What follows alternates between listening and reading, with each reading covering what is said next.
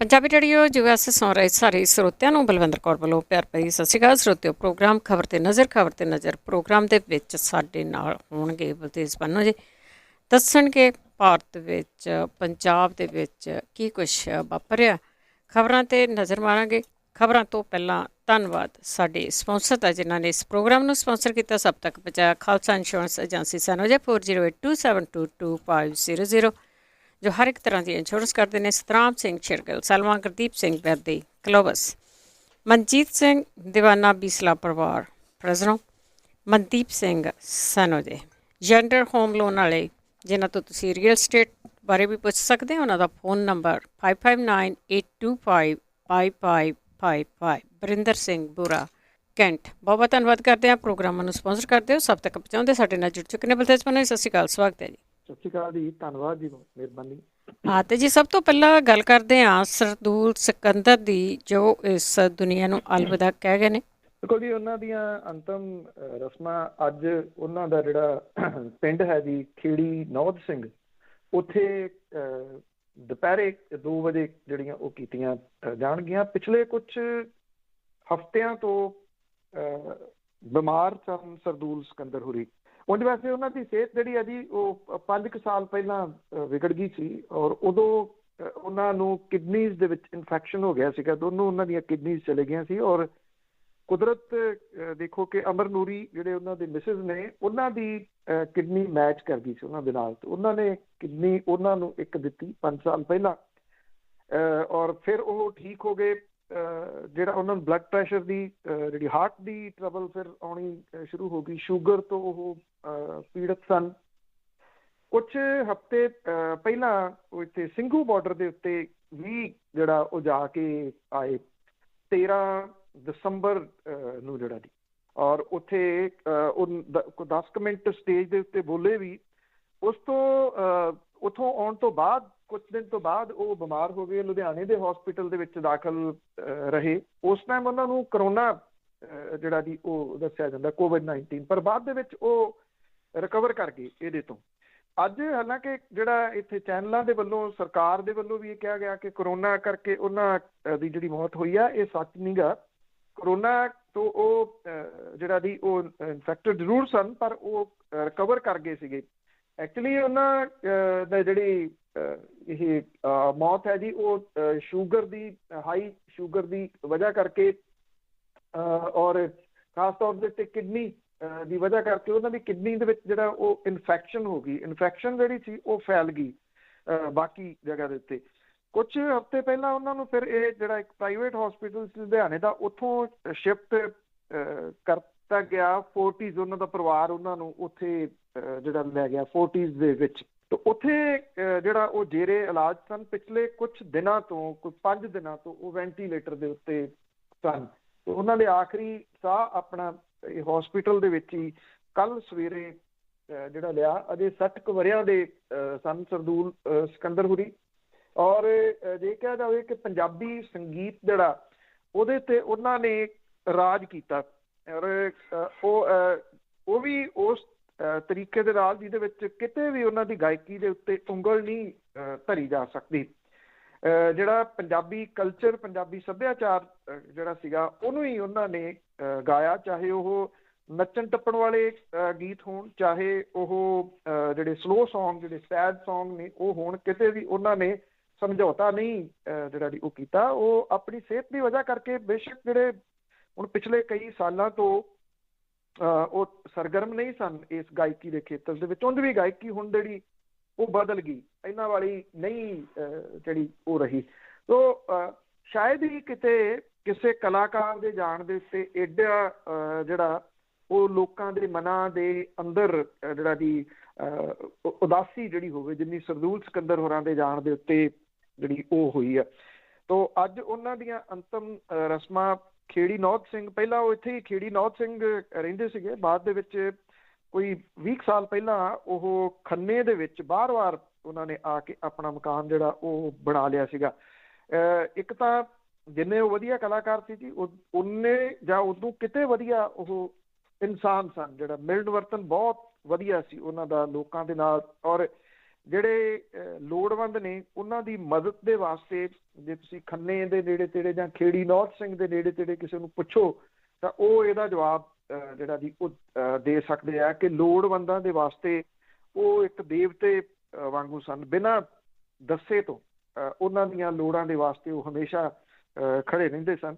ਸੋ ਬੜੀ ਛੋਟੀ ਉਮਰ ਦੇ ਵਿੱਚ ਜਿਹੜਾ ਜੀ ਉਹ ਚਲੇ ਗਏ। 2 ਬੇਟੇ ਨੇ ਉਹਨਾਂ ਦੇ, ਉਹ ਵੀ ਗਾਇਕੀ ਦੇ ਖੇਤਰ ਦੇ ਵਿੱਚ ਆਉਣ ਦੇ ਵਾਸਤੇ ਜਿਹੜਾ ਜੀ ਉਹ ਤਿਆਰ ਨੇ ਕਿਸਮ ਦੇ ਨਾਲ। ਹੁਣ ਪਤਾ ਨਹੀਂ ਉਹ ਜਿਹੜਾ ਜੀ ਇਸ ਖੇਤਰ ਦੇ ਵਿੱਚ ਕਿੰਨੇ ਉਹ ਕਾਮਯਾਬ ਹੁੰਦੇ ਆ, ਪਰ ਸਰਦੂਲ ਸਿਕੰਦਰ ਹੋਰਾਂ ਜਿੰਨੀ ਜਿਹੜੀ ਜੀ ਉਹ ਕਾਮਯਾਬੀ ਔਰ ਇੰਨੇ ਲੋਕਾਂ ਦੇ ਮਨਾਂ ਦੇ ਉੱਤੇ ਰਾਜ ਕਰਨਾ ਬਹੁਤ ਘੱਟ ਗਾਇਕਾਂ ਦੇ ਹਿੱਸੇ ਦੇ ਵਿੱਚ ਜਿਹੜਾ ਉਹ ਆਇਆ। ਔਰ ਜਦੋਂ ਗਾਇਕੀ ਤੋਂ ਉਹ ਪਛਾਣ ਵੀ ਹਟ ਗਏ ਤਾਂ ਉਸ ਤੋਂ ਬਾਅਦ ਉਹਨਾਂ ਦੀ ਤੁਸੀਂ ਕਿਸੇ ਸਰਗਰਮੀ, ਜਿਵੇਂ ਕੋਈ ਸਿਆਸਤ 'ਚ ਵੜ ਗਿਆ, ਕੋਈ ਕਿਤੇ ਚਲੇ ਗਿਆ, ਕੋਈ ਕਿਤੇ ਚਲੇ ਗਿਆ, ਇਸ ਤਰ੍ਹਾਂ ਦੀ ਕੋਈ ਸਰਗਰਮੀ ਉਹਨਾਂ ਦੀ ਨਹੀਂ ਸੀ। ਸਿਰਫ ਸੋਸ਼ਲ ਤੌਰ ਦੇ ਉੱਤੇ ਉਹ ਐਕਟਿਵ ਜ਼ਰੂਰ ਰਹਿੰਦੇ ਸਨ। ਜੀ ਦੇਖੋ, ਬਿਮਾਰੀ ਇਹੋ ਜਿਹੀ ਭੈੜੀ ਆ ਕਿ ਲੈ ਕੇ ਛੱਡਦੀ ਆ। ਤੇ ਅੱਗੇ ਗੱਲ ਕਰਦੇ ਹਾਂ, ਕਿਸਾਨਾਂ ਨੇ ਦਮਨ ਵਿਰੋਧੀ ਦਿਵਸ ਮਨਾਇਆ 26 ਜਨਵਰੀ ਨੂੰ ਜਿਹੜੀ ਹਿੰਸਾ ਹੋਈ ਸੀ ਜੀ, ਉਸ ਤੋਂ ਬਾਅਦ ਜਿਸ ਕਿਸਮ ਦੇ ਨਾਲ ਕੇਸ ਦਰਜ ਹੋ ਰਿਹਾ, ਜਿਵੇਂ ਨੋਟਿਸ ਆ ਰਹੇ ਆ ਕਿਸਾਨਾਂ ਨੂੰ, ਫੜੋ ਫੜਾਈ ਜਿਹੜੀ ਜੀ ਉਹ ਤੇਜ਼ ਹੋਈ ਆ।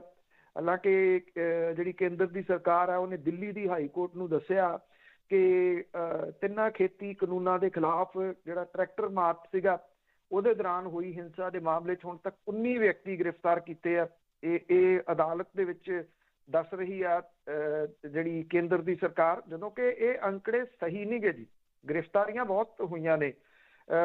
ਜਿਹੜੇ ਅੰਕੜੇ ਆ ਉਹ ਦੱਸੇ ਜਾ ਰਹੇ ਆ ਕਿ 25 FIR ਦਰਜ ਜਿਹੜੀਆਂ ਉਹ ਕੀਤੀਆਂ ਗਈਆਂ ਨੇ, ਖੁੱਲੀਆਂ ਛੱਡੀਆਂ ਨੇ FIR। ਇਸ ਕਰਕੇ ਉਹਦੇ ਵਿੱਚ ਕਿਸੇ ਨੂੰ ਵੀ ਜਿਹੜਾ ਦੀ ਉਹ ਲਪੇਟਿਆ ਜਾ ਰਿਹਾ। ਅੱਗੇ ਵੀ ਗੱਲ ਕੀਤੀ ਸੀ ਕਿ ਬਹੁਤ ਵੱਡੀ ਗਿਣਤੀ ਦੇ ਵਿੱਚ ਟੀਮਾਂ ਜਿਹੜੀਆਂ ਦਿੱਲੀ ਪੁਲਿਸ ਦੀਆਂ ਤੇ ਪੰਜਾਬ ਦੇ ਵੱਖ-ਵੱਖ ਜ਼ਿਲ੍ਹਿਆਂ ਦੇ ਵਿੱਚ ਜਿਹੜੀਆਂ ਉਹ ਬੈਠੀਆਂ ਨੇ। ਹੁਣ ਕਿਉਂਕਿ ਕਿਸਾਨ ਜਥੇਬੰਦੀਆਂ ਲਗਾਤਾਰ ਇਸ ਮਾਮਲੇ ਦੇ ਉੱਤੇ ਕਹਿ ਰਹੀਆਂ ਨੇ ਕਿ ਕਿਸੇ ਨੂੰ ਪੇਸ਼ ਹੋਣ ਦੀ ਜ਼ਰੂਰਤ ਨਹੀਂ ਗੀ, ਔਰ ਜੇ ਉਹ ਗ੍ਰਿਫਤਾਰ ਕਰਦੇ ਆ ਤੇ ਉਹਨਾਂ ਗ੍ਰਿਫਤਾਰੀਆਂ ਦਾ ਵਿਰੋਧ ਕੀਤਾ ਜਾਵੇ। ਪੰਜਾਬ ਦੀਆਂ ਕਿਸਾਨ ਜਥੇਬੰਦੀਆਂ, ਹਰਿਆਣੇ ਦੇ ਜਿਹੜੀਆਂ ਕਿਸਾਨ ਜਥੇਬੰਦੀਆਂ, ਉਹਨਾਂ ਨੇ ਵੀ ਕਿਹਾ ਜੀ ਇਹਦੇ ਨਾਲ ਇਹਨੂੰ ਦਮਨ ਨੂੰ ਠੱਲ ਪੈਂਦੀ ਆ ਜਾਂ ਨਹੀਂ ਇਹ ਤਾਂ ਆਉਣ ਵਾਲੇ ਦਿਨ ਦੱਸਣਗੇ। ਪਰ ਦਮਨ ਵਿਰੋਧੀ ਦਿਵਸ ਜਿਹੜਾ ਉਹ ਕਿਸਾਨ ਜਥੇਬੰਦੀਆਂ ਨੇ ਮਨਾਇਆ ਸਾਰੀਆਂ ਸਰਹੱਦਾਂ ਦੇ ਉੱਤੇ, ਸਿੰਘੂ ਸਰਹੱਦ ਤੇ, ਗਾਜੀਪੁਰ ਸਰਹੱਦ ਦੇ ਉੱਤੇ, ਟਿਕਰੀ ਸਰਹੱਦ ਦੇ ਉੱਤੇ, ਜਿੱਥੇ ਜਿਹੜੇ ਕਿਸਾਨ ਆਗੂ ਸੀ ਉਹਨਾਂ ਨੇ ਇਹ ਕਿਹਾ ਸੀ ਕਿ ਜਾਂਚ ਏਜੰਸੀਆਂ ਦੇ ਰਾਹੀਂ ਭੇਜੇ ਸੰਮਣਾਂ ਤੇ ਮੋਰਚਿਆਂ ਦੀ ਘੇਰਾਬੰਦੀ ਕਰਨ ਦੇ ਨਾਲ ਕਿਸਾਨਾਂ ਦਾ ਮਨੋਬਲ ਜਿਹੜਾ ਉਹ ਡਿੱਗਣ ਵਾਲਾ ਨਿਗਾ। ਦਿਸ਼ਾ ਰਵੀ ਨੂੰ ਮਿਲੀ ਜ਼ਮਾਨਤ ਦੇ ਬਾਰੇ ਦੇ ਵਿੱਚ ਇਹ ਆਖਿਆ ਗਿਆ ਕਿ ਇਹ ਗੱਲ ਚਿੱਟੇ ਦਿਨ ਵਾਂਗ ਜਿਹੜਾ ਜੀ ਉਹ ਸਾਫ਼ ਹੋ ਗਈ ਆ ਕਿ ਦਿੱਲੀ ਪੁਲਿਸ ਨੇ ਇਸ ਲੜਕੀ ਦੇ ਨਾਲ ਧੱਕਾ ਕੀਤਾ। ਜਮਹੂਰੀ ਜਿਹੜੀਆਂ ਕਦਰਾਂ ਕੀਮਤਾਂ ਨੂੰ ਛਿੱਕੇ ਟੰਗ ਕੇ ਕਿਸਾਨਾਂ ਨੂੰ ਜੇਲ੍ਹਾਂ ਦੇ ਵਿੱਚ ਜਿਹੜਾ ਉਹ ਸੁੱਟਿਆ ਜਾ ਰਿਹਾ। ਔਰ ਇਹ ਕਿਹਾ ਗਿਆ ਕਿ ਕਿਸਾਨ ਜਿਹੜੇ ਨੇ ਉਹ ਵਿਰੋਧ ਕਰਨਗੇ। ਔਰ ਕਿਸਾਨਾਂ ਨੂੰ ਫਿਰ ਕਿਹਾ ਗਿਆ ਕਿ ਕਿਸੇ ਨੋਟਿਸ ਦੀ ਉਹ ਪਰਵਾਹ ਨਾ ਕਰਨ। ਨੋਟਿਸ ਜਿਹੜਾ ਆਉਂਦਾ ਉਹ ਜਿਹੜਾ ਲੀਗਲ ਵਿੰਗ ਬਣਾਇਆ ਕਿਸਾਨਾਂ ਨੇ ਉਹਦੇ ਨਾਲ ਸੰਪਰਕ ਕਰਨ, ਕਿਤੇ ਜਾ ਕੇ ਪੇਸ਼ ਹੋਣ ਦੀ ਜ਼ਰੂਰਤ ਨਹੀਂ ਗੀ। ਰਾਸ਼ਟਰਪਤੀ ਦੇ ਨਾਮ ਦੇ ਉੱਤੇ ਜਿਹੜੀਆਂ ਦੀ ਉਹ ਚਿੱਠੀਆਂ ਲਿਖੀਆਂ ਗਈਆਂ। ਇੱਕ ਈਮੇਲ ਜਿਹੜੀ ਆ ਉਹ ਸੰਯੁਕਤ ਕਿਸਾਨ ਮੋਰਚੇ ਦੇ ਵੱਲੋਂ ਦਿੱਲੀ ਪੁਲਿਸ ਦੀ ਇਸ ਧੱਕੇਸ਼ਾਹੀ ਦੇ ਖਿਲਾਫ ਜਿਹੜੀ ਉਹ ਕੀਤੀ ਗਈ। ਇਹ ਕਿਹਾ ਗਿਆ ਕਿ ਬੇਦੋਸ਼ੇ ਲੋਕਾਂ ਨੂੰ ਰਿਹਾ ਕੀਤਾ ਜਾਵੇ ਔਰ ਛਾਪੇਮਾਰੀ ਜਿਹੜੀ ਆ ਉਹ ਤੁਰੰਤ ਬੰਦ ਕੀਤੀ ਜਾਵੇ। ਇਹ ਜਿਹੜਾ ਜੀ ਇਹਦਾ ਕਿੰਨਾ ਅਸਰ ਪੈਂਦਾ ਹੈ ਉਹ ਆਪਣੀ ਜਗ੍ਹਾ ਦੇ ਉੱਤੇ ਆ। ਇੰਨਾ ਜ਼ਰੂਰ ਆ ਜਿਹੜੇ ਲੋਕ ਪਿਛਲੇ ਦਿਨਾਂ ਤੋਂ ਡਰੇ ਹੋਏ ਸੀਗੇ, ਜਿਨ੍ਹਾਂ ਨੂੰ ਨੋਟਿਸ ਆ ਰਹੇ ਆ, ਕਿਸੇ ਨੂੰ ਟਰੈਕਟਰ ਦਾ ਨੋਟਿਸ ਆ ਰਿਹਾ, ਕਿਸੇ ਨੂੰ ਉਹ ਪ੍ਰਾਈਵੇਟ ਵਹੀਕਲ ਜਿਹੜਾ ਲੈ ਕੇ ਗਿਆ ਉਹਦਾ ਨੋਟਿਸ ਆ ਰਿਹਾ, ਉਹਨਾਂ ਨੂੰ ਇੰਨੀ ਕੁ ਤਸੱਲੀ ਜਿਹੜੀ ਦੀ ਉਹ ਜ਼ਰੂਰ ਹੋਈ ਆ ਕਿ ਜਥੇਬੰਦੀਆਂ, ਕਿਸਾਨ ਜਥੇਬੰਦੀਆਂ ਉਹਨਾਂ ਦੇ ਨਾਲ ਜਿਹੜੀਆਂ ਉਹ ਖੜੀਆਂ ਨੇ। ਉਧਰ 9 ਦੇ ਕਰੀਬ ਜਿਹੜੇ ਹੋਰ ਨੇ ਉਹਨਾਂ ਦੀਆਂ ਜ਼ਮਾਨਤਾਂ ਕੱਲ ਹੋ ਗਈਆਂ ਤੇ ਰਾਤ ਉਹ ਰਿਹਾ ਜਿਹੜੇ ਜੀ ਉਹ ਹੋ ਗਏ। ਅੱਛਾ, ਜਿਹੜੇ ਰਿਹਾ ਹੋ ਚੁੱਕੇ ਆ ਹੁਣ ਤੱਕ ਉਹਨਾਂ ਦੀ ਜਿਹੜੀ ਗਿਣਤੀ ਆ ਉਹ 25 ਤੋਂ ਉੱਪਰ ਹੈ, ਜਦੋਂ ਕਿ ਸਰਕਾਰ ਇਹ ਕਹਿੰਦੀ ਆ ਕਿ ਅਸੀਂ ਗ੍ਰਿਫਤਾਰੀ 19 ਜਿਹੜੇ ਜੀ ਉਹ ਕੀਤੇ ਆ। ਕੋਈ 100 ਸਵਾ 100 ਤੋਂ ਉੱਪਰ ਜਿਹੜਾ ਜੀ ਉਹ ਵਿਅਕਤੀ ਗ੍ਰਿਫਤਾਰ ਕੀਤਾ ਹੋਇਆ, ਪਰ ਅਦਾਲਤ ਦੇ ਵਿੱਚ ਇਹ ਝੂਠੇ ਤੱਥ ਪੇਸ਼ ਕੀਤੇ ਜਾ ਰਹੇ ਆ। ਜੀ, ਝੂਠਿਆਂ ਨੇ ਝੂਠੇ ਤੱਥ ਹੀ ਪੇਸ਼ ਕਰਨੇ ਆ, ਹਰੇਕ ਥਾਂ ਤੇ ਝੂਠ ਬੋਲ ਰਹੇ ਆ। ਤੇ ਅੱਗੇ ਗੱਲ ਕਰਦੇ ਹੈਗੇ ਆ ਨੌਦੀਪ ਕੌਰ ਦੀ ਜਿਹੜੀ ਜ਼ਮਾਨਤ ਹੋਣੀ ਸੀ ਉਸ ਦੀ ਸੁਣਵਾਈ ਕਿਸ ਦਿਨ? ਦੇਖੋ, ਇਸ ਮਾਮਲੇ ਦੇ ਉੱਤੇ ਜਿਹੜੀ ਹਰਿਆਣੇ ਦੀ ਸਰਕਾਰ ਹੈ, ਕਿਉਂਕਿ ਹਰਿਆਣੇ ਦੀ ਪੁਲਿਸ ਨੇ ਉਹਨੂੰ ਗ੍ਰਿਫਤਾਰ ਕੀਤਾ ਹੋਇਆ, ਉਹ ਢੁੱਚਰਾਂ ਢਾਹ ਰਹੀ ਹੈ ਕਿਸੇ ਨਾ ਕਿਸੇ ਤਰੀਕੇ ਦੇ ਨਾਲ। ਇਸ ਉਹਨੂੰ ਇਸ ਗੱਲ ਦਾ ਪਤਾ ਹੈ ਕਿ ਉਹਦੀ ਜ਼ਮਾਨਤ ਹੋ ਜਾਣੀ ਹੈ। ਫਿਰ ਬਹੁਤ ਕੁਛ ਜਿਹੜਾ ਜੀ ਉਹ ਸਾਹਮਣੇ ਆਉਣਾ ਉਹਦੇ ਰਿਹਾਈ ਤੋਂ ਬਾਅਦ, ਕਿਉਂਕਿ ਉਹਨੂੰ ਇਸ ਲੜਕੀ ਨੂੰ ਬਹੁਤ ਕੁੱਟਿਆ ਗਿਆ। ਜਿਹੜੀ ਉਹਨੇ ਪਟੀਸ਼ਨ ਲਾਈ ਹੈ ਜ਼ਮਾਨਤ ਦੀ, ਉਹਦੇ ਵਿੱਚ ਉਹਨੇ ਇਹ ਕਿਹਾ ਕਿ ਉਹਨੂੰ ਬੁਰੇ ਤਰੀਕੇ ਨਾਲ ਉਹਦੇ ਉੱਤੇ ਤਸ਼ੱਦਦ ਕੀਤਾ ਗਿਆ, ਉਹਦਾ ਮੈਡੀਕਲ ਜਿਹੜਾ ਉਹ ਨਹੀਂ ਕਰਵਾਇਆ ਗਿਆ। ਹੁਣ ਪਹਿਲਾਂ ਜਦੋਂ ਨੋਟਿਸ ਦਿੱਤਾ ਸੀਗਾ ਹਰਿਆਣੇ ਦੀ ਸਰਕਾਰ ਨੂੰ, ਤੇ ਉਦੋਂ ਜਿਹੜੇ ਪੇਸ਼ ਹੋਏ ਵਕੀਲ ਉਹਨਾਂ ਨੇ ਇਹ ਕਿਹਾ ਕਿ ਉਹਨਾਂ ਨੂੰ ਸਮਾਂ ਚਾਹੀਦਾ ਇਸ ਨੋਟਿਸ ਦਾ ਜਵਾਬ ਦੇਣ ਦੇ ਵਾਸਤੇ। ਸਮਾਂ ਜਿਹੜਾ ਜੀ ਉਹ ਦੇ ਦਿੱਤਾ ਗਿਆ 2 ਦਿਨ ਦਾ। ਹੁਣ ਜਦੋਂ ਕੱਲ ਦੁਬਾਰਾ ਪੇਸ਼ ਹੋਇਆ ਹਰਿਆਣੇ ਦੇ ਵਕੀਲ ਜਿਹੜੇ ਜੀ, ਉਹਨਾਂ ਤੋਂ ਜਿਹੜੇ ਜੱਜ ਜਿਹੜੇ ਸੁਣਵਾਈ ਕਰ ਰਹੇ ਨੇ ਜਸਟਿਸ ਅਵਨੀਸ਼ ਝੀਂਗਣ, ਉਹਨਾਂ ਦੀ ਅਗਵਾਈ ਵਾਲਾ ਜਿਹੜਾ ਬੈਂਚ ਸੀਗਾ ਉਹਨੇ ਕਿਹਾ ਜੀ ਮੈਡੀਕਲ ਰਿਕਾਰਡ ਲਿਆਓ। ਤੇ ਜਿਹੜੇ ਹਰਿਆਣੇ ਦੇ ਵੱਲੋਂ ਪੇਸ਼ ਹੋਏ ਕਹਿੰਦੇ ਜੀ ਮੈਡੀਕਲ ਅਸੀਂ ਕਰਵਾਇਆ ਹੋਇਆ, ਪਰ ਅਸੀਂ ਰਿਕਾਰਡ ਨਹੀਂ ਨਾਲ ਜਿਹੜਾ ਉਹ ਲੈ ਕੇ ਆਂਦਾ। ਹਰਿਆਣਾ ਸਰਕਾਰ ਨੇ ਨਵਦੀਪ ਕੌਰ ਨੂੰ ਕਥਿਤ ਗੈਰ ਕਾਨੂੰਨੀ ਹਿਰਾਸਤ 'ਚ ਰੱਖਣ ਦੇ ਜਵਾਬ ਦਾਅਵੇ ਦੇ ਵਿੱਚ ਆਪਣਾ ਪੱਖ ਅਦਾਲਤ ਦੇ ਮੂਹਰੇ ਜਿਹੜਾ ਦੀ ਉਹ ਰੱਖਿਆ। ਔਰ ਜਿਹੜੇ RS ਚੀਮਾ ਨੇ ਤੇ ਮਿਸ ਬੈਂਸ ਨੇ, ਉਹਨਾਂ ਦੇ ਵੱਲੋਂ ਇਹ ਜਿਹੜੀ ਐਪਲੀਕੇਸ਼ਨ ਸੀਗੀ ਉਹ ਲਾਈ ਗਈ ਸੀ, ਜਿਹਦੇ ਵਿੱਚ ਕਿਹਾ ਗਿਆ ਸੀਗਾ ਕਿ ਉਹਦੇ ਉੱਤੇ ਤਸ਼ੱਦਦ ਢਾਇਆ ਗਿਆ, ਇਸ ਕਰਕੇ ਉਹਦੀ ਮੈਡੀਕਲ ਰਿਪੋਰਟ ਜਿਹੜੀ ਆ ਉਹ ਤਲਬ ਕੀਤੀ ਜਾਵੇ। ਹੁਣ ਜਦੋਂ ਤੁਸੀਂ ਇੱਕ ਹਾਈਲਾਈਟਡ ਕੇਸ ਨੂੰ ਪੇਸ਼ ਕਰਨ ਦੇ ਵਾਸਤੇ ਆ ਰਹੇ ਹੋ ਤੇ ਉਹਦੇ ਕਾਗਜ਼ ਪੱਤਰ ਪੂਰੇ ਨਹੀਂ ਜਿਹੜੇ ਉਹ ਲੈ ਕੇ ਆ ਰਹੇ, ਉਹ ਕਹਾਣੀ ਦਿਸ ਰਹੀ ਹੈ ਨਾ ਕਿ ਇਹਨੂੰ ਜਾਣ ਬੁੱਝ ਕੇ ਡਿਲੇ ਕਰਨ ਦੇ ਤਰੀਕੇ ਜਿਹੜੇ ਆ ਉਹ ਵਰਤੇ ਜਾ ਰਹੇ ਆ। ਇਹ ਕਿਹਾ ਗਿਆ ਕਿ ਨਿਯਮਾਂ ਦੇ ਮੁਤਾਬਕ ਉਹਦਾ ਮੈਡੀਕਲ ਕਰਵਾਇਆ ਗਿਆ ਸੀਗਾ। 12 ਜਨਵਰੀ ਨੂੰ ਹਰਿਆਣਾ ਦੇ ਸੋਨੀਪਤ ਦੇ ਵਿੱਚ ਇੱਕ ਜਿਹੜੀ ਇੰਡਸਟਰੀ ਹੈ ਉਹਦੇ ਘਿਰਾਓ ਕਰਨ ਤੇ ਕੰਪਨੀ ਮਾਲਕਾਂ ਤੇ ਉਹ ਜਬਰੀ ਉਗਰਾਹੀ ਦੇ ਦੋਸ਼ ਦੇ ਵਿੱਚ ਉਹਨੂੰ ਗ੍ਰਿਫਤਾਰ ਜਿਹੜਾ ਦੀ ਉਹ ਕੀਤਾ ਗਿਆ ਸੀਗਾ। ਮੁਕਤਸਰ ਜ਼ਿਲ੍ਹੇ ਦੇ ਨਾਲ ਸੰਬੰਧਿਤ ਨਵਦੀਪ ਕੌਰ ਜਿਹੜੀ ਕਰਨਾਲ ਜੇਲ੍ਹ ਦੇ ਵਿੱਚ ਬੰਦ ਹੈ। 2 ਦਿਨ ਪਹਿਲਾਂ ਉਹਦੇ ਨਾਲ ਜਿਹੜੇ ਵਿਰੋਧੀ ਧਿਰ ਦੇ ਨੇਤਾ ਨੇ ਪੰਜਾਬ ਤੋਂ ਹਰਪਾਲ ਸਿੰਘ ਚੀਮਾ, ਉਹਨਾਂ ਨੇ ਮੁਲਾਕਾਤ ਕਰਨ ਦੀ ਕੋਸ਼ਿਸ਼ ਕੀਤੀ, ਉਹਨਾਂ ਦੀ ਮੁਲਾਕਾਤ ਜਿਹੜੀ ਉਹ ਨਹੀਂ ਕਰਵਾਈ ਗਈ। ਇਸ ਤੋਂ ਇਲਾਵਾ ਇਹ ਮਾਮਲਾ ਮਹਿਲਾ ਕਮਿਸ਼ਨ ਦੇ ਜਿਹੜਾ ਦੀ ਉਹਦੇ ਵੀ ਨਿਗਾਹ ਦੇ ਵਿੱਚ ਹੈ, ਜਿਨ੍ਹਾਂ ਨੇ ਗ੍ਰਹਿ ਮੰਤਰੀ ਦੇ ਨਾਲ ਮੁਲਾਕਾਤ ਕੀਤੀ ਸੀ ਇਸ ਮਾਮਲੇ ਦੇ ਉੱਤੇ ਜਾ ਕੇ। 2 ਮਾਮਲਿਆਂ 'ਚ ਉਹਨੂੰ ਜ਼ਮਾਨਤ ਮਿਲ ਚੁੱਕੀ ਹੋਈ ਹੈ। ਇਹ ਤੀਜਾ ਮਾਮਲਾ ਜਿਹੜਾ ਜੀ ਇਹ ਸੀਰੀਅਸ ਹੈ ਥੋੜਾ, ਕਿਉਂਕਿ ਇਹਦੇ ਵਿੱਚ 307 ਲੱਗੀ ਹੋਈ ਹੈ, ਇਰਾਦਾ ਕਤਲ। ਔਰ ਇਰਾਦਾ ਕਤਲ ਇੱਕ ਲੜਕੀ ਜਿਹੜੀ ਆ ਉਹ ਕਿਵੇਂ ਕਿਸੇ ਦਾ ਕਤਲ ਕਰ ਸਕਦੀ ਆ, ਉਹ ਹੈਰਾਨਗੀ ਹੈ। ਇਹ ਕਿਹਾ ਗਿਆ ਕਿ ਉਹਨੇ ਡਾਂਗਾਂ ਦੇ ਨਾਲ ਪੁਲਿਸ ਦੇ ਉੱਤੇ ਹਮਲਾ ਕੀਤਾ। ਇਹ ਚਾਰਜ ਜਿਹੜੇ ਆ ਜੀ ਉਹ ਲਵਾਏ ਹੋਏ ਆ। ਹੁਣ ਇਹਦੀ ਜਿਹੜੀ ਸੁਣਵਾਈ ਆ 26 ਤਰੀਕ ਨੂੰ ਭਲਕੇ ਜਿਹੜੀ ਪੰਜਾਬ ਹਰਿਆਣਾ ਹਾਈ ਕੋਰਟ ਦੇ ਵਿੱਚ ਹੋਊਗੀ। ਕਿੰਨੇ ਕੁ ਦਿਨ ਜਿਹੜਾ ਜੀ ਉਹ ਕਿਤੇ ਟਾਲਿਆ ਜਾ ਸਕਦਾ ਹੈ, 2 ਦਿਨ 4 ਦਿਨ ਹੋਰ ਜਿਹੜਾ ਜੀ ਉਹ ਟਾਲਿਆ ਜਾ ਸਕਦਾ। ਉਹਨੂੰ ਇਸ ਮਾਮਲੇ ਦੇ ਵਿੱਚ ਜ਼ਮਾਨਤ ਮਿਲ ਜਾਣ ਦੇ ਪੂਰੇ ਜਿਹੜਾ ਦੀ ਉਹ ਅਸਾਰ ਨੇ। ਇਸੇ ਕਰਕੇ ਹੀ ਜਿਹੜੀ ਹਰਿਆਣੇ ਦੀ ਪੁਲਿਸ ਆ ਜਾਂ ਉੱਥੋਂ ਦਾ ਪ੍ਰਸ਼ਾਸਨ ਹੈ ਉਹ ਕੋਸ਼ਿਸ਼ ਇਹ ਕਰ ਰਿਹਾ ਕਿ ਜਿੰਨੇ ਦਿਨ ਇਸ ਮਾਮਲੇ ਨੂੰ ਲੰਮਾ ਖਿੱਚ ਸਕੇ, ਕਿਉਂਕਿ ਮੈਡੀਕਲ ਵਗੈਰਾ ਜਦੋਂ ਲੱਗਣਾ ਹੈ ਜਾਂ ਜਦੋਂ ਉਹ ਬਾਹਰ ਆਈ ਤੇ ਬਾਹਰ ਆ ਕੇ ਉਹਨੇ ਜੋ ਕੁਛ ਜਿਹੜਾ ਜੀ ਉਹ ਦੱਸਣਾ, ਉਹਨੇ ਇੱਕ ਵਾਰੀ ਫੇਰ ਜਿਵੇਂ ਦਿਸ਼ਾ ਰਵੀ ਵਾਲੇ ਮਾਮਲੇ ਦੇ ਵਿੱਚ ਸਰਕਾਰ ਦੀ ਕਿਰਕਰੀ ਹੋਈ ਆ, ਇਉਂ ਹਰਿਆਣਾ ਸਰਕਾਰ ਦੀ ਕਿਰਕਰੀ ਹੋਣੀ ਹੈ ਜੀ। ਜਿੰਨੀ ਕੁ ਇੰਡੀਆ ਦੀ ਪੁਲਿਸ ਦੀ ਕਿਰਕਰੀ ਹੁੰਦੀ ਆ, ਮੇਰਾ ਨਹੀਂ ਖਿਆਲ ਇਹਨਾਂ ਨੂੰ ਬੇਸ਼ਰਮ ਕੋਈ ਹੋਊਗਾ ਜ਼ਿਆਦਾ। ਅੱਗੇ ਉਮਰਾ ਨੰਗਲ ਦੀ ਜੇ ਗੱਲ ਕਰੀਏ ਤਾਂ ਉਸ ਦੀ ਪੇਸ਼ੀ ਦੀਆਂ CCTV ਫੁਟੇਜ ਦੇਣ ਨੂੰ ਕਿਹਾ ਗਿਆ ਕਿ ਕੋਰਟ ਦੇ ਵਿੱਚ ਦਿੱਤੀਆਂ ਜਾਣ। ਮੈਂ ਤੁਹਾਡੇ ਨਾਲ ਜਾਣਕਾਰੀ ਸਾਂਝੀ ਕੀਤੀ ਸੀਗੀ ਕਿ SIT ਜਿਹੜੀ ਆ ਉਹਦੇ ਅਹਿਮ ਮੈਂਬਰ ਕੁੰਵਰ ਵਿਜੇ ਪ੍ਰਤਾਪ ਸਿੰਘ ਹੋਰਾਂ ਨੇ ਫਰੀਦਕੋਟ ਦੀ ਅਦਾਲਤ ਦੇ ਵਿੱਚ ਇਹ ਐਪਲੀਕੇਸ਼ਨ ਲਾਈ ਸੀਗੀ ਕਿ ਜਦੋਂ ਪਿਛਲੀ ਤਰੀਕ ਦੇ ਉੱਤੇ 19 ਤਰੀਕ ਨੂੰ 19 ਫਰਵਰੀ ਨੂੰ ਮੁਅੱਤਲ ਚੱਲ ਰਹੇ IG ਪਰਮਰਾਜ ਉਮਰਾ ਨੰਗਲ ਅਦਾਲਤ ਦੇ ਵਿੱਚ ਪੇਸ਼ ਹੋਏ ਆ, ਤਾਂ ਉਹਨਾਂ ਦੇ ਨਾਲ ਕੁਝ ਸ਼ੱਕੀ ਟਾਈਪ ਦੇ ਲੋਕ ਉਹ ਲੈ ਕੇ ਆਏ ਸੀਗੇ। ਔਰ ਉਦੋਂ ਬੜੀ ਚੁਸਤੀ ਜਿਹੜੀ ਦੀ ਉਹ ਮਾਰੀ ਗਈ ਉਮਰਾ ਨੰਗਲ ਹੋਰਾਂ ਦੇ ਵੱਲੋਂ ਕਿ ਉਹ ਚੁੱਪ ਕੀਤੇ ਜਾ ਕੇ ਹਾਜ਼ਰੀ ਲਵਾ ਕੇ ਤੇ ਉੱਥੋਂ ਨਿਕਲ ਗਏ ਅਦਾਲਤ ਦੇ ਵਿੱਚੋਂ। ਹੁਣ ਇਸ ਮਾਮਲੇ ਦੇ ਵਿੱਚ ਜਦੋਂ ਜਿਹੜੇ IG ਜਿਹੜੇ ਨੇ ਕੁੰਵਰ ਵਿਜੇ ਪ੍ਰਤਾਪ ਸਿੰਘ ਹੋਰੀ, ਉਹਨਾਂ ਨੇ ਐਪਲੀਕੇਸ਼ਨ ਲਾਈ ਤਾਂ ਜਿਹੜਾ ਜੀ ਉਹ ਅਲਾਓ ਕਰ ਦਿੱਤਾ ਅਦਾਲਤ ਨੇ। ਔਰ ਇਹ ਗੱਲ ਜਿਹੜੀ ਹੈ ਜੀ ਆਪਣੇ ਹੁਕਮ ਦੇ ਵਿੱਚ ਇਹ ਗੱਲ ਕਹੀ ਹੈ ਕਿ ਪ੍ਰਬੰਧਕੀ ਕੰਪਲੈਕਸ ਦੇ ਇੰਚਾਰਜ ਨੂੰ ਇਹ ਹੁਕਮ ਦਿੱਤੇ ਆ ਕਿ 19 ਫਰਵਰੀ ਦੀਆਂ CCTV ਫੁਟੇਜ ਜਿਹੜੀ ਆ ਉਹ SIT ਨੂੰ ਦਿੱਤੀਆਂ ਜਾਣ। ਔਰ ਜਿਹੜਾ ਵੀ ਕੌਣ ਲੋਕ ਜਿਹੜੇ ਆ ਉਮਰਾ ਨੰਗਲ ਦੇ ਨਾਲ ਉਸ ਦਿਨ ਆਏ ਨੇ, ਜਿਨ੍ਹਾਂ ਨੇ ਕਥਿਤ ਰੂਪ ਦੇ ਉੱਤੇ ਗਵਾਹਾਂ ਤੇ ਜਾਂਚ ਏਜੰਸੀ ਨੂੰ ਦਬਾਉਣ ਦੀ ਕੋਸ਼ਿਸ਼ ਜਿਹੜੀ ਉਹ ਕੀਤੀ। ਜਿਹੜੀ SIT ਸੀ ਉਹਨੇ ਜਿਹੜੀ ਦਰਖਾਸਤ ਦਿੱਤੀ ਆ ਉਹਦੇ ਵਿੱਚ ਉਹਨੇ ਉਹ ਹਿੱਸਾ ਵਾਪਸ ਲੈ ਲਿਆ ਜਿਹਦੇ ਵਿੱਚ ਅਦਾਲਤ ਨੂੰ ਇਹ ਬੇਨਤੀ ਕੀਤੀ ਗਈ ਸੀ ਕਿ ਗਵਾਹਾਂ ਤੇ ਜਾਂਚ ਏਜੰਸੀ ਨੂੰ ਦਬਾਉਣ ਵਾਲਿਆਂ ਖਿਲਾਫ ਅਦਾਲਤ ਖੁਦ ਨੋਟਿਸ ਲੈ ਕੇ ਕਾਨੂੰਨੀ ਕਾਰਵਾਈ ਕਰੇ। ਉਹਨੇ ਇਹ ਚੀਜ਼ ਕਢਵਾ ਲਈ, ਇਹ ਕਿਹਾ ਕਿ ਜੇ CCTV ਫੁਟੇਜ ਮਿਲ ਜਾਂਦੀ ਹੈ ਤਾਂ ਉਹਦੇ ਨਾਲ ਖੁਦ ਉਹ ਇਹਨੂੰ ਜਾਂਚ ਦਾ ਪਾਰਟ ਜਿਹੜਾ ਜੀ ਉਹ ਬਣਾ ਲੈਣਗੇ, ਉਹਦੇ ਵਿੱਚੋਂ ਆਇਡੈਂਟੀਫਾਈ ਕਰਕੇ ਕਿ ਕੌਣ ਕੌਣ ਲੋਕ ਜਿਹੜੇ ਉਸ ਦਿਨ ਉਹਦੇ ਨਾਲ ਆਏ ਸੀਗੇ।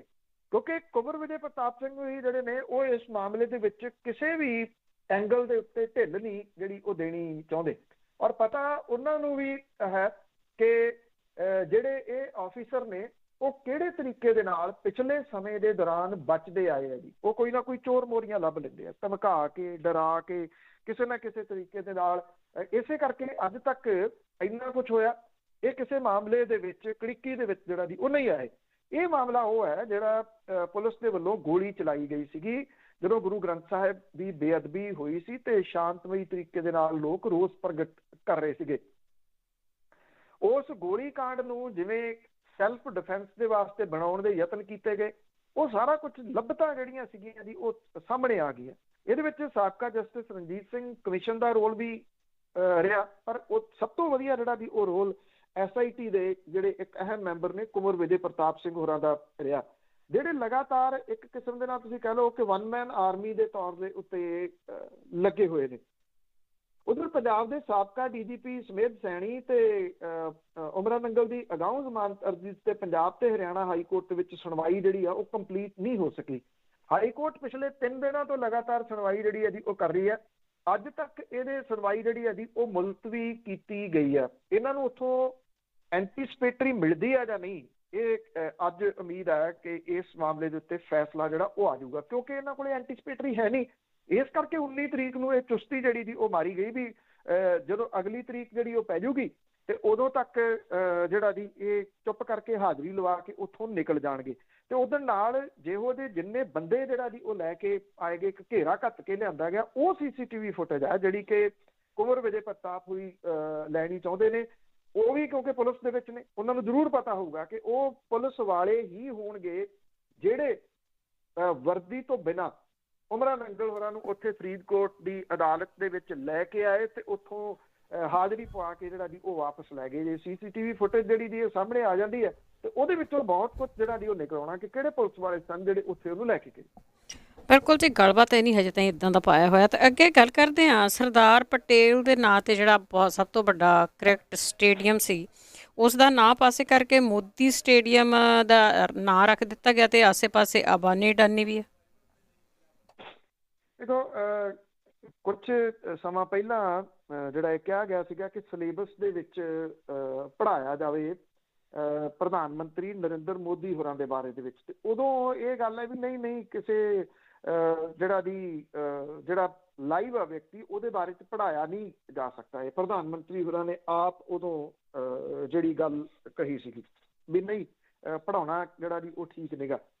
ਹੁਣ ਸਵਾਲ ਜਿਹੜਾ ਜੀ ਇਹ ਖੜਾ ਹੋ ਗਿਆ ਕਿ ਇੱਕ ਪਾਸੇ ਤਾਂ ਜਿਹੜੀ ਉਹ ਪਟੇਲ ਦੀ ਵੱਡੀ ਮੂਰਤੀ ਸਥਾਪਿਤ ਕਰਕੇ ਵਾਹਵਾਹੀ ਖੱਟਣ ਦੀ ਕੋਸ਼ਿਸ਼ ਕੀਤੀ ਗਈ ਵੀ ਅਸੀਂ ਪਟੇਲ ਦੇ ਬਹੁਤ ਵੱਡੇ ਫੈਨ ਆ, ਅਸੀਂ ਉਹਨਾਂ ਨੂੰ ਜਿਹੜਾ ਜੀ ਉਹ ਪ੍ਰਮੋਟ ਕਰ ਰਹੇ ਹਾਂ।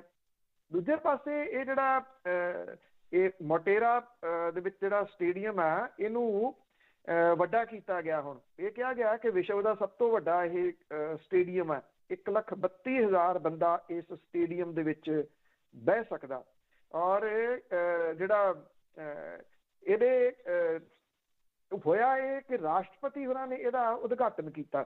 ਇਹ ਆਪਣੇ ਆਪ ਦੇ ਵਿੱਚ ਇੱਕ ਪ੍ਰੋਟੋਕਾਲ ਦੀ ਗਲਤੀ ਵੀ ਜਿਹੜੀ ਉਹ ਕਹੀ ਜਾ ਸਕਦੀ ਹੈ। ਪ੍ਰਧਾਨ ਮੰਤਰੀ ਉੱਥੇ ਮੌਜੂਦ ਨਹੀਂ, ਮੌਜੂਦਾ ਪ੍ਰਧਾਨ ਮੰਤਰੀ ਹੋਰਾਂ ਦੇ ਨਾਂ ਦੇ ਉੱਤੇ ਸਟੇਡੀਅਮ ਦਾ ਨਾਮ ਰੱਖ ਕੇ ਰਾਸ਼ਟਰਪਤੀ ਉਹਦਾ ਉਦਘਾਟਨ ਜਿਹੜਾ ਜੀ ਉਹ ਕਰ ਰਹੇ ਆ। ਉਦੋਂ ਅਮਿਤ ਸ਼ਾਹ ਹੋਰੀ ਜਿਹੜੇ ਜੀ ਉੱਥੇ ਮੌਜੂਦ ਸੀਗੇ। ਔਰ ਜਿਹੜੇ ਦੋ ਐਂਡ ਜਿਹੜੇ ਰੱਖੇ ਜਾਂਦੇ ਆ ਜਦੋਂ, ਕਿਉਂਕਿ ਕ੍ਰਿਕਟ ਸਟੇਡੀਅਮ ਹੈ, ਇੱਕ ਸਾਈਡ ਤੋਂ ਬੋਲਿੰਗ ਹੁੰਦੀ ਹੈ, ਦੂਜੀ ਸਾਈਡ ਤੋਂ ਬੋਲਿੰਗ ਹੁੰਦੀ ਹੈ। ਜਿਹੜੇ ਉਹ ਬੋਲਿੰਗ ਦੇ ਵਾਸਤੇ ਐਂਡ ਰੱਖੇ ਗਏ ਆ, ਇੱਕ ਜਿਹੜਾ ਐਂਡ ਹੈ ਉਹਦਾ ਨਾਮ ਰਿਲਾਇੰਸ ਐਂਡ ਰੱਖਿਆ ਗਿਆ, ਦੂਜਾ ਨਾਮ ਜਿਹੜਾ ਉਹ ਅਡਾਨੀ ਐਂਡ ਰੱਖਿਆ ਗਿਆ। ਜਿਹੜਾ ਸਟੇਡੀਅਮ ਦਾ ਪੈਵਿਲੀਅਨ ਜਿਹੜਾ ਉਹਦੀ ਸਾਈਡ ਹੈ ਉਹ ਗੌਤਮ ਅਡਾਨੀ ਦੀ ਕੰਪਨੀ ਦੇ ਨਾਂ ਦੇ ਉੱਤੇ ਹੈ, ਦੂਜੇ ਪਾਸੇ ਮੁਕੇਸ਼ ਅੰਬਾਨੀ ਦੀ ਕੰਪਨੀ ਜਿਹੜੀ ਉਹ ਰਿਲਾਇੰਸ ਦੇ ਨਾਂ ਦੇ ਉੱਤੇ ਹੈ। ਔਰ ਇਹ ਕਿਹਾ ਗਿਆ ਕਿ ਇਹ ਗੁਜਰਾਤ ਮਾਡਲ ਜਿਹੜਾ ਜੀ ਉਹ ਸਾਹਮਣੇ ਆ ਗਿਆ। ਜਿਹੜੇ ਕਿਹਦੇ ਨਾਂ ਦੇ ਉੱਤੇ ਰੱਖਿਆ ਜਾ ਰਿਹਾ ਉਹ ਗੁਜਰਾਤੀ ਨੇ, ਜਿਨ੍ਹਾਂ ਦਾ ਇਹ ਲੋਕ ਸਭਾ ਹਲਕਾ ਪੈਂਦਾ ਗ੍ਰਹਿ ਮੰਤਰੀ ਉਹ ਗੁਜਰਾਤੀ ਨੇ, ਜਿਨ੍ਹਾਂ ਕੰਪਨੀਆਂ ਦੇ ਨਾਮ ਜਿਹੜੇ ਦੀ ਉੱਤੇ ਐਂਡ ਤੇ ਰੱਖੇ ਗਏ ਦੋਨਾਂ ਦੇ ਉਹ ਜਿਹੜੇ ਉਹ ਗੁਜਰਾਤੀ ਨੇ। ਗੁਜਰਾਤੀ ਹੋਣਾ ਕੋਈ ਗੁਨਾਹ ਨਹੀਂਗਾ, ਪਰ ਜਿਸ ਤਰੀਕੇ ਦੇ ਨਾਲ ਇਹ ਜਿਹੜਾ ਇਹ ਕੀਤਾ ਜਾ ਰਿਹਾ ਉਹਦੇ ਉੱਤੇ ਜਿਹੜੀ ਜੀ ਉਹ ਚੁਟਕੀ ਫੇਰ ਲਈ ਕਾਂਗਰਸੀ ਨੇਤਾ ਜਿਹੜੇ ਰਾਹੁਲ ਗਾਂਧੀ ਨੇ। ਉਹ ਕਹਿੰਦੇ ਅਸੀਂ ਤਾਂ ਪਹਿਲਾਂ ਹੀ ਕਹਿੰਦੇ ਆ ਕਿ ਹਮ ਦੋ ਹਮਾਰੇ ਦੋ, ਜਿਹੜਾ ਮਤਲਬ ਕਿ ਦੋ ਜਾਣੇ ਨੇ ਉਹ ਉੱਥੇ ਨਾਮ ਰਖਵਾ ਰਹੇ ਆ ਤੇ ਦੋ ਜਾਣੇ ਨੇ ਜਿਨ੍ਹਾਂ ਦੇ ਐਂਡ ਦੇ ਉੱਤੇ ਜਿਹੜਾ ਜੀ ਇਹ ਨਾਮ ਰੱਖ ਦਿੱਤਾ ਗਿਆ। ਔਰ ਇਹ ਜਿਹੜਾ ਇਹਦਾ ਤਰਕ ਇਹ ਦਿੱਤਾ ਜਾ ਰਿਹਾ ਕਿ ਜਿਹੜਾ ਸਟੇਡੀਅਮ ਦੇ ਐਂਡ ਦੇ ਉੱਤੇ ਨਾਮ ਰੱਖੇ ਗਏ ਆ ਉਹ ਤਾਂ ਪੈਸੇ ਲੈ ਕੇ ਨਾਮ ਰੱਖੇ ਜਾਂਦੇ ਆ ਤੇ ਉਹ ਸਪਾਂਸਰ ਕੀਤਾ ਜਾਂਦਾ, ਉਹਦੀ ਬੋਲੀ ਜਿਹੜੀ ਉਹ ਲੱਗਦੀ ਆ, ਇਸ ਕਰਕੇ ਇਹ ਨਾਮ ਜਿਹੜੇ ਆ ਉਹ ਰੱਖੇ ਗਏ। ਹੁਣ ਸਵਾਲ ਇਹ ਆ, ਇਹ ਤਾਂ ਗੱਲ ਸਹੀ ਹੈ, ਜੇ ਬੋਲੀ ਲੱਗਦੀ ਆ ਤੇ ਫਿਰ ਦੋ ਜਾਣਿਆਂ ਤੋਂ ਵੱਧ ਜਿਹੜੀ ਦੀ ਉਹ ਬੋਲੀ ਕੌਣ ਦੇ ਦੂਗਾ, ਜਿਹੜੇ ਕਿ ਖੇਤੀ ਦੀ ਬੋਲੀ ਵੀ ਦੇ ਕੇ ਬੈਠੇ ਨੇ।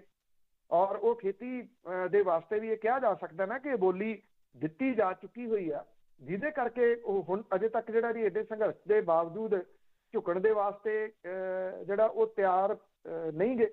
ਰਾਹੁਲ ਗਾਂਧੀ ਨੇ ਇਹ ਗੱਲ ਜਿਹੜੀ ਇਹਦੀ ਕਹੀ ਆ ਕਿ ਸੱਚ ਜਿਹੜਾ ਉਹ ਕਿਸ ਤਰੀਕੇ ਦੇ ਨਾਲ ਸਾਹਮਣੇ ਆਉਂਦਾ। ਨਰਿੰਦਰ ਮੋਦੀ ਸਟੇਡੀਅਮ, ਅਡਾਨੀ ਐਂਡ ਤੇ ਰਿਲਾਇੰਸ ਐਂਡ, ਇਹ ਉਹਨਾਂ ਨੇ ਜਿਹੜਾ ਟਵੀਟ ਕੀਤਾ ਤੇ ਲਾਸਟ ਦੇ ਵਿੱਚ ਜਿਹੜਾ ਜੀ ਲਿਖਿਆ ਵੀ ਅਸੀਂ ਤਾਂ ਪਹਿਲਾਂ ਹੀ ਕਹਿੰਦੇ ਸੀ ਹਮ ਦੋ ਹਮਾਰੇ ਦੋ। ਬਿਲਕੁਲ ਸੱਚ ਹੈ ਜੀ। ਤੇ ਅੱਗੇ ਮੋਗੇ ਦੇ ਵਿੱਚ ਭਾਜਪਾਈ ਆਪਸ ਵਿੱਚ ਹੀ ਲੜ ਪਏ। ਦੇਖੋ ਜਦੋਂ ਮਾੜਾ ਸਮਾਂ ਹੁੰਦਾ ਫਿਰ ਕਿਤੇ ਦਾ ਊਠ ਤੇ ਬੈਠੇ ਨੂੰ ਕੁੱਤਾ ਵੱਢ ਜਾਂਦਾ। ਉਹਦੇ ਹਾਲਾਤ ਨੇ ਕਿ 4-4 5-5 ਵੋਟਾਂ ਨਿਕਲੀਆਂ ਮਸ਼ੀਨਾਂ ਦੇ ਵਿੱਚੋਂ। ਹੁਣ ਉਹਦੇ ਵਾਸਤੇ ਮੋਗੇ ਦੇ ਵਿੱਚ ਇਕੱਠੇ ਹੋਏ ਇਹਦਾ ਜਿਹੜਾ ਇੱਥੇ ਸ਼ਹਿਰੀ ਚੋਣਾਂ ਉਹਦੀ ਸਮੀਖਿਆ ਕਰਨ ਦੇ ਵਾਸਤੇ। ਸਮੀਖਿਆ ਜਿਹੜੀ ਸੀਗੀ ਜੀ ਉਹ ਗਲਗਲਾਵੇਂ ਜੂਤ ਪਟਾਂਗ ਤੇ ਗਾਲਾਂ ਦੇ ਉੱਤੇ ਨਿਕਲ ਆਈ ਜੀ। ਸਥਿਤੀ ਵਾਹਵਾ ਜਿਹੜੀ ਉਹ ਤਣਾਅ ਵਾਲੀ ਹੋ ਗਈ। ਹਾਰੇ ਹੋਏ ਜਿਹੜੇ ਆਗੂ ਸੀਗੇ ਉਹਨਾਂ ਨੇ ਸੀਨੀਅਰ ਆਗੂਆਂ ਨੂੰ ਪਾਰਟੀ ਦੀ ਸ਼ਰਮਨਾਕ ਹਾਰ ਦੇ ਵਾਸਤੇ ਜ਼ਿੰਮੇਵਾਰ ਜਿਹੜਾ ਠਹਿਰਾਇਆ। ਇਹ ਕਿਹਾ ਕਿ ਤੁਸੀਂ ਸਾਡੇ ਨਾਲ ਗਦਾਰੀ ਕੀਤੀ ਆ, ਅਕਾਲੀ ਦਲ ਦੀ ਹਮਾਇਤ ਤੁਸੀਂ ਜਿਹੜੀ ਕਰ ਦਿੱਤੀ।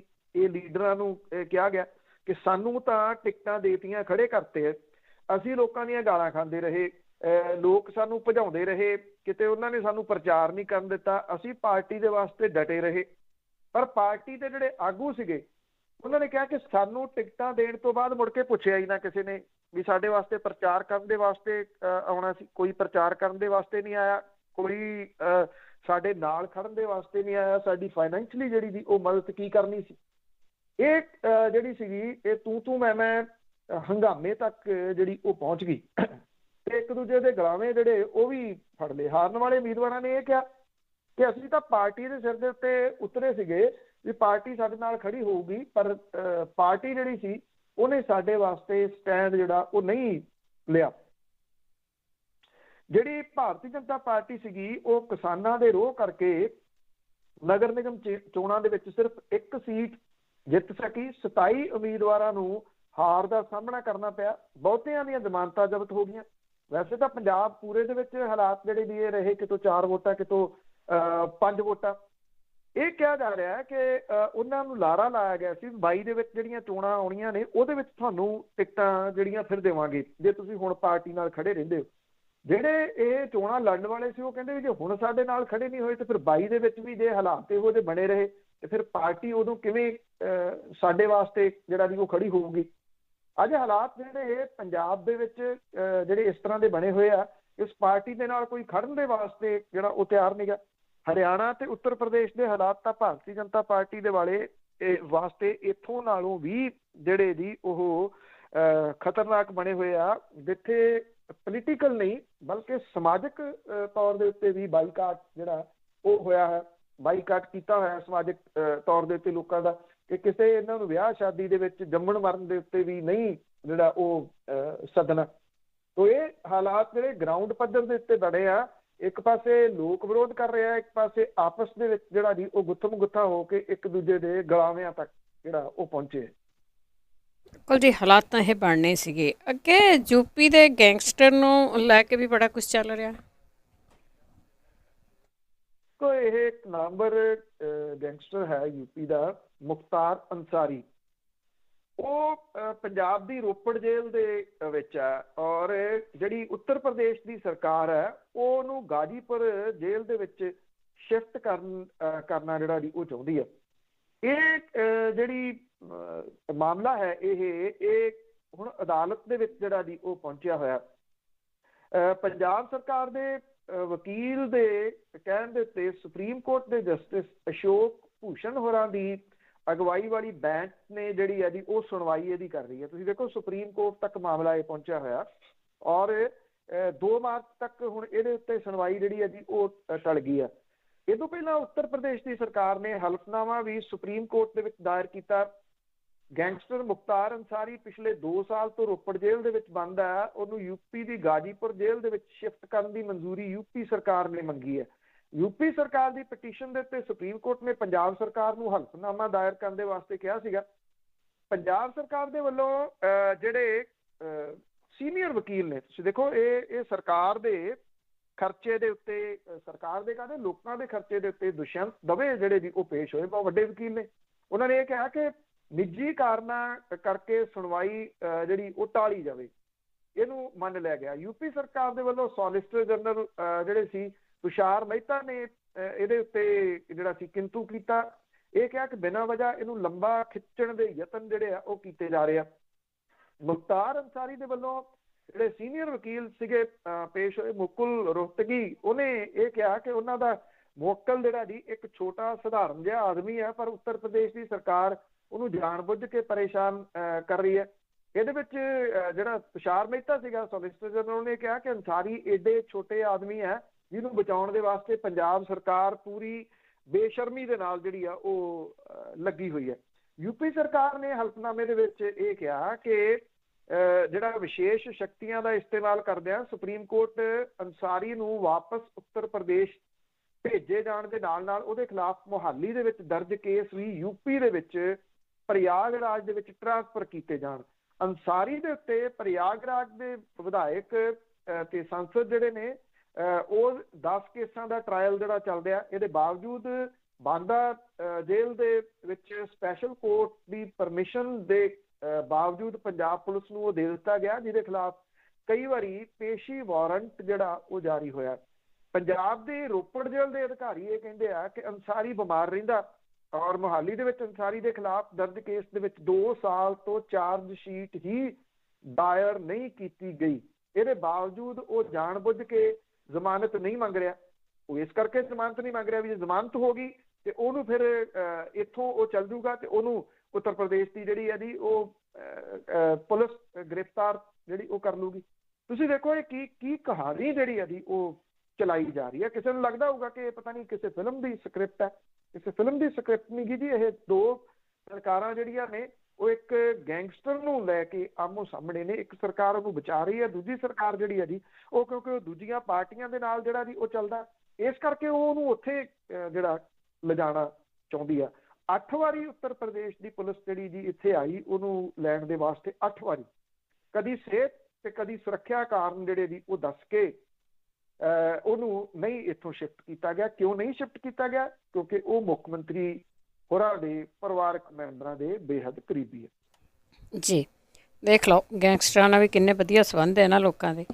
ਤੇ ਅੱਗੇ ਅਖੀਰ ਦੇ ਵਿੱਚ ਕਰਦੇ ਹਾਂ, ਕੋਵਿਡ ਤਾਂ ਮੇਰਾ ਖਿਆਲ ਹੁਣ ਉਹਦਾ ਟੀਕਾ ਭਾਰਤ ਵਿੱਚ ਵੀ ਆ ਗਿਆ, ਸਾਰੀ ਦੁਨੀਆ ਦੇ ਵਿੱਚ ਆ ਗਿਆ ਤੇ ਮੌਸਮ ਵੀ ਬਦਲ ਗਿਆ, ਪਰ ਇਸ ਦੀ ਆੜ ਦੇ ਵਿੱਚ ਬੇਲੋੜੀਆਂ ਪਾਬੰਦੀਆਂ। ਦੇਖੋ ਜੇ ਵੈਸੇ ਆਪਾਂ ਜਿੱਥੋਂ ਸਟਾਰਟਿੰਗ ਕੀਤੀ ਸੀਗੀ, ਜਿਹੜੇ ਪੰਜਾਬੀ ਗਾਇਕ ਸਰਦੂਲ ਸਿਕੰਦਰ ਹੋਰਾਂ ਦੇ ਬਾਰੇ 'ਚ ਸਰਕਾਰ ਮੁੱਖ ਮੰਤਰੀ ਹੋਰਾਂ ਦਾ ਟਵੀਟ ਕਿ ਉਹਨਾਂ ਦੀ ਜਿਹੜੀ ਡੈਥ ਹੈ ਉਹ ਕੋਵਿਡ ਨਾਲ ਹੋਈ ਹੈ। ਜੇ ਕੋਵਿਡ ਦੇ ਨਾਲ ਡੈਥ ਹੁੰਦੀ ਉਹਨਾਂ ਦੀ ਡੈੱਡ ਬੋਡੀ ਕਿਵੇਂ ਪਰਿਵਾਰ ਨੂੰ ਦੇ ਦਿੱਤੀ ਗਈ? ਔਰ ਅੱਜ ਓਪਨ ਦੇ ਵਿੱਚ ਜਿਹੜੀਆਂ ਉਹ ਰਸਮਾਂ ਹੋ ਰਹੀਆਂ ਨੇ, ਉੱਥੇ ਪਤਾ ਹੀ ਨਹੀਂ ਕਿੰਨੇ ਕੁ ਲੋਕ ਜਿਹੜੇ ਜਾਣੇ ਆ। ਜੇ ਇੱਦਾਂ ਦੀ ਗੱਲ ਹੁੰਦੀ ਮਤਲਬ ਕਿ ਉੱਥੇ ਹੀ ਝੂਠ ਜਿਹੜਾ ਜੀ ਉਹ ਫੜਿਆ ਜਾ ਰਿਹਾ। ਇੱਕ ਪਾਸੇ ਜਿਹੜੇ 2 ਮੰਤਰੀ ਨੇ ਕੇਂਦਰ ਦੇ, ਉਹ ਰਾਮਦੇਵ ਦੇ ਨਾਲ ਖੜੋ ਕੇ ਫੋਟੋਆਂ ਲਵਾ ਰਹੇ ਆ ਵੀ ਉਹਦੀ ਵੀ ਦਵਾਈ ਜਿਹੜੀ ਜੀ ਉਹ ਆ ਗਈ। ਦੂਜੇ ਪਾਸੇ ਲੋਕਾਂ ਨੂੰ ਜਿਹੜਾ ਜੀ ਉਹ ਫੇਰ ਡਰਾਇਆ ਜਾ ਰਿਹਾ ਜੀ, ਮਾਰੇ ਗਏ ਬਹੁਤ ਤੇਜ਼ੀ ਦੇ ਨਾਲ ਜਿਹੜਾ ਜੀ ਇਹ ਆ ਗਿਆ। ਹੁਣ ਤਾਂ ਜਿਹੜਾ ਜੀ ਉਹ ਕੰਟਰੋਲ ਨਹੀਂ ਹੋਣਾ, ਇਹ ਫਲਾਨੇ ਮੁਲਕ ਤੋਂ ਆ ਗਿਆ, ਉਸ ਤੋਂ ਆ ਗਿਆ, ਇੱਧਰੋਂ ਆ ਗਿਆ ਜੀ, ਇੰਨਾ ਕੁਛ ਜਿਹੜਾ ਜੀ ਉਹ ਦੱਸਿਆ ਜਾ ਰਿਹਾ। ਪੰਜਾਬ ਸਣੇ 10 ਥਾਵਾਂ ਦੇ ਉੱਤੇ ਜਿਹੜੀਆਂ ਉਹ ਟੀਮਾਂ ਕੇਂਦਰ ਦੀ ਸਰਕਾਰ ਨੇ ਜਿਹੜੀਆਂ ਉਹ ਭੇਜ ਦਿੱਤੀਆਂ ਨੇ। ਅੱਛਾ, ਇਹਦੇ ਵਿੱਚ ਜਿਹੜਾ ਮੇਨ ਇਹ ਕੀਤਾ ਗਿਆ ਕਿ ਮਹਾਰਾਸ਼ਟਰ, ਕੇਰਲ ਤੇ ਪੰਜਾਬ ਸਣੇ 5 ਸੂਬਿਆਂ ਤੋਂ ਆਉਣ ਵਾਲੇ ਜਿਹੜੇ ਲੋਕ ਨੇ ਉਹਨਾਂ ਨੂੰ ਰਾਜਧਾਨੀ ਦੇ ਵਿੱਚ ਆਉਣ ਤੋਂ ਪਹਿਲਾਂ COVID-19 ਦੀ ਨੈਗੇਟਿਵ ਰਿਪੋਰਟ ਵਿਖਾਉਣੀ ਪਊਗੀ। 15 ਮਾਰਚ ਤੱਕ ਜਿਹੜਾ ਜੀ ਇਹ ਲਾਗੂ ਜਿਹੜਾ ਉਹ ਰਹੂਗਾ। ਤੇ ਹੁਣ ਤੁਸੀਂ ਇਹ ਸਵਾਲ ਜਿਹੜੇ ਜੀ ਉਹ ਖੜੇ ਹੋ ਰਹੇ ਆ ਕਿ ਕੋਈ ਮਹਾਰਾਸ਼ਟਰ ਤੋਂ ਚੱਲਦੀ ਹੈ ਜਿਹੜੀ ਟ੍ਰੇਨ, ਉਹਨੇ ਦਿੱਲੀ ਆਉਣਾ ਤੇ ਉਹ ਤਾਂ ਕਿੰਨੇ ਸੂਬਿਆਂ ਦੇ ਵਿੱਚੋਂ ਦੀ ਲੰਘ ਕੇ ਜਿਹੜੀ ਜੀ ਉਹ ਆਊਗੀ। ਜੇ ਉਹ ਮਹਾਰਾਸ਼ਟਰ ਤੋਂ ਕੋਈ ਉੱਥੇ ਪੋਜ਼ਿਟਿਵ ਬੈਠਾ ਤੇ ਉਹ ਬਾਕੀ ਸੂਬੇ ਨੇ, ਮੱਧ ਪ੍ਰਦੇਸ਼ ਹੈ, ਰਾਜਸਥਾਨ ਹੈ, ਉਹਦੇ ਵਿੱਚੋਂ ਲੰਘ ਕੇ ਜਿਹੜਾ ਉਹਨਾਂ ਨੂੰ ਨਹੀਂ ਹੋਊਗਾ। ਫਿਰ ਉਹ ਰਿਪੋਰਟ ਜਿਹੜੀ ਹੈ ਜੀ ਉਹ ਵਰਕ ਕਿਵੇਂ ਕਰੂਗੀ? ਜਿਹੜੇ ਲੋਕ ਕਿਉਂਕਿ ਜਿੱਥੇ ਲਾਈਆਂ ਗਈਆਂ ਪਾਬੰਦੀਆਂ ਪੰਜਾਬ, ਮਹਾਰਾਸ਼ਟਰ, ਛੱਤੀਸਗੜ੍ਹ, ਮੱਧ ਪ੍ਰਦੇਸ਼, ਕੇਰਲ ਤੋਂ ਦਿੱਲੀ ਦਾਖਲ ਹੋਣ ਵਾਲੇ। ਅੱਛਾ, ਇਹਦੇ 'ਚ ਇੱਕ ਜਿਹੜੀ ਚੀਜ਼ ਆ ਉਹ ਇਹ ਆ ਕਿ ਇਹਨਾਂ ਸੂਬਿਆਂ ਦੇ ਵਿੱਚ ਜਿਹੜਾ ਕਿਸਾਨ ਅੰਦੋਲਨ ਆ ਉਹ ਜ਼ਿਆਦਾ ਫੈਲਿਆ। ਉਹ ਦਿੱਲੀ ਦਾਖਲ ਹੋਣ ਵਾਲੇ ਦੇ ਉੱਤੇ ਜਿਹੜਾ ਜੀ ਇਹ ਮੈਡੀਕਲ ਸਰਟੀਫਿਕੇਟ ਜਿਹੜਾ ਜੀ ਉਹ ਚਾਹੀਦਾ। ਇਹ ਅੱਜ ਕੱਲ੍ਹ ਤੋਂ 26 ਫਰਵਰੀ ਤੋਂ ਲਾਗੂ ਹੋ ਰਿਹਾ, 15 ਮਾਰਚ ਤੱਕ ਜਿਹੜਾ ਜੀ ਉਹ ਰਹੂਗਾ। ਇਹ ਇੱਦਾਂ ਦੀਆਂ ਪਾਬੰਦੀਆਂ ਨੇ ਜਿਹੜੀਆਂ ਸਮਝ ਤੋਂ ਪਰੇ ਵਾਲੀ ਗੱਲ ਹੈ ਜੀ। ਤੁਸੀਂ ਇੱਦਾਂ ਦਿੱਲੀ ਦੇ ਵਿੱਚ ਜਿਹੜੇ ਕੰਮਕਾਰ ਕਰਨ ਦੇ ਵਾਸਤੇ ਲੋਕ ਜਾਂਦੇ ਆ, ਉਹ ਇਹ ਸਰਟੀਫਿਕੇਟ ਕਿੱਥੋਂ ਜਿਹੜਾ ਜੀ ਉਹ ਬਣਵਾਉਣਗੇ? ਤੇ ਹੁਣ ਇਹ ਨਹੀਂ ਪਤਾ, ਇੱਥੇ ਤਾਂ ਜਿਹੜੇ ਸਰਟੀਫਿਕੇਟ ਬਣੇ ਬਣਾਏ ਨੇ ਉਹ ਏਅਰਪੋਰਟ ਤੋਂ ਲੋਕਾਂ ਨੂੰ ਕਈਆਂ ਨੂੰ ਚੜ੍ਹਨ ਨਹੀਂ ਦਿੱਤਾ ਗਿਆ ਵੀ ਨਹੀਂ ਇਹ ਸਰਟੀਫਿਕੇਟ ਸਹੀ ਨਹੀਂ ਗਾ। ਪਹਿਲਾਂ ਜਿਹੜਾ ਬਾਹਰ ਅਸੀਂ ਖੋਲੀ ਹੋਈ ਹੈ ਦੁਕਾਨ, ਉੱਥੋਂ ਜਿਹੜਾ ਤੁਸੀਂ ਆਪਣਾ ਟੈਸਟ ਕਰਵਾਓ। ਇਹ ਉਸ ਕਿਸਮ ਦੀਆਂ ਚੀਜ਼ਾਂ ਨੇ ਜਿਹੜੀਆਂ ਲੋਕਾਂ ਨੂੰ ਪਰੇਸ਼ਾਨ ਕਰਨ ਦੇ ਵਾਸਤੇ ਜਿਹੜੀਆਂ ਉਹ ਕੀਤੀਆਂ ਜਾ ਰਹੀਆਂ ਨੇ। ਜਦੋਂ ਇੱਕ ਪਾਸੇ ਤੁਸੀਂ ਇਹ ਕਹਿੰਦੇ ਹੋ ਕਿ ਇੰਨੀਆਂ ਕੰਪਨੀਆਂ ਦੇ ਸਾਡੇ ਕੋਲੇ ਜਿਹੜਾ ਜੀ ਵੈਕਸੀਨ ਆ ਗਏ ਨੇ, ਰਾਮਦੇਵ ਦੇ ਵੈਕਸੀਨ ਨੂੰ ਪ੍ਰਮੋਟ ਜਿਹੜਾ ਉਹ ਕਰੀ ਜਾ ਰਹੇ ਹੋ, ਦੂਜੇ ਪਾਸੇ ਲੋਕਾਂ ਨੂੰ ਡਰਾਉਣ ਦੇ ਵਾਸਤੇ ਅਜਿਹੀਆਂ ਪਾਬੰਦੀਆਂ ਜਿਹੜੀਆਂ ਉਹ ਲਾਈਆਂ ਜਾ ਰਹੀਆਂ ਨੇ ਕਿ ਪਹਿਲਾਂ ਸਰਟੀਫਿਕੇਟ ਲਿਆਓ, ਉਦੋਂ ਪਹਿਲਾਂ ਤੁਸੀਂ ਰਾਜਧਾਨੀ 'ਚ ਨਹੀਂ ਵੜ ਸਕਦੇ। ਜੀ ਬਹੁਤ ਕੁਛ ਹੈ ਜੀ, ਉਲੇ ਹੋ ਰਿਹਾ। ਬਹੁਤ ਬਹੁਤ ਧੰਨਵਾਦ ਬਲਤੇਜ ਪੰਨੂ ਜੀ। ਮਿਹਰਬਾਨੀ ਜੀ, ਧੰਨਵਾਦ ਜੀ, ਸਤਿ ਸ਼੍ਰੀ ਅਕਾਲ ਜੀ। ਤੇ ਸਰੋਤੇ ਸਨ ਬਲਤੇਜ ਪੰਨੂ ਜੀ, ਸਾਡੇ ਨਾਲ ਜੁੜਦੇ ਨੇ, ਕਰਦੇ ਨੇ ਖਬਰਾਂ। ਇਸੇ ਦੇ ਨਾਲ ਸਾਡਾ ਅੱਜ ਦਾ ਬੁਲਟਨ ਇੱਥੇ ਸਮਾਪਤ। ਬਲਵਿੰਦਰ ਕੌਰ ਵੱਲੋਂ ਆਪ ਸਭ ਨੂੰ ਪਿਆਰ ਭਰੀ ਸਤਿ ਸ਼੍ਰੀ ਅਕਾਲ।